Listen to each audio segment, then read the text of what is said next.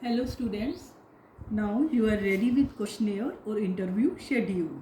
There is a problem.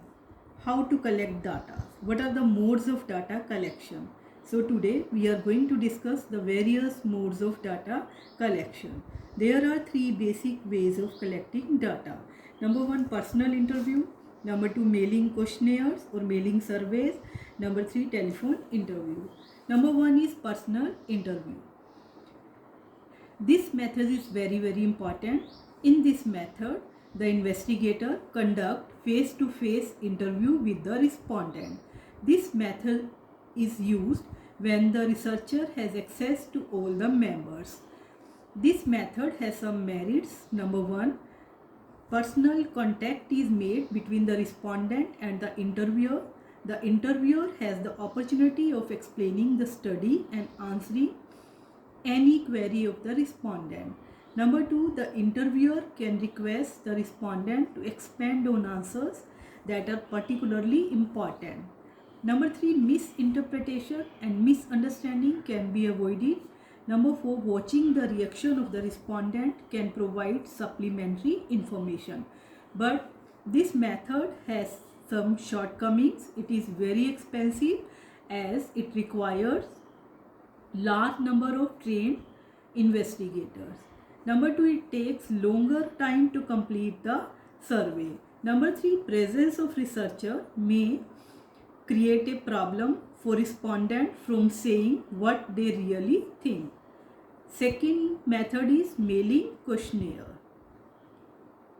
When the data in survey are collected by mail, in this method, the questionnaire is sent to each individual by mail with a request to complete and return it by a given date.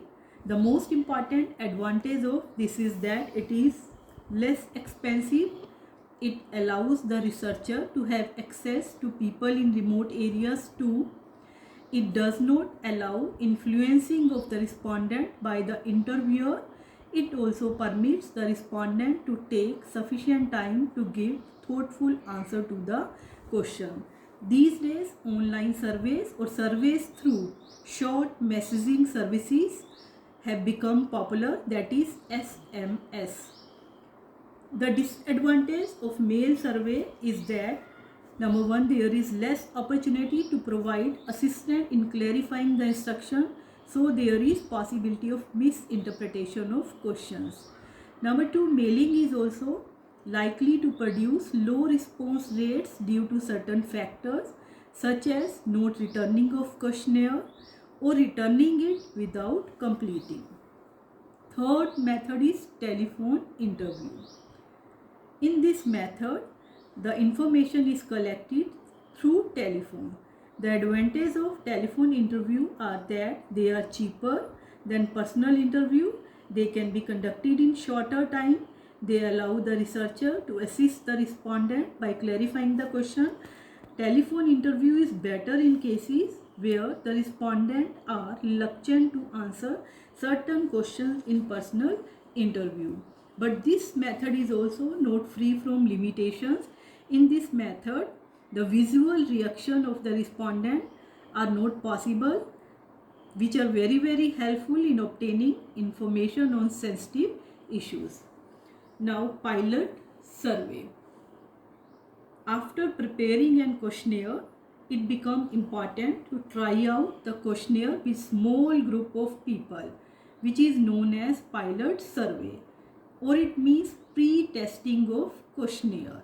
Pre-testing of questionnaire helps in number one, providing a preliminary idea about the survey. It helps in finding out the shortcomings and drawbacks of the questions.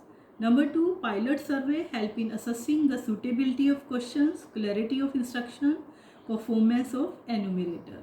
Number three, they also tell in advance the cost and the time involved in the actual survey. Thank you.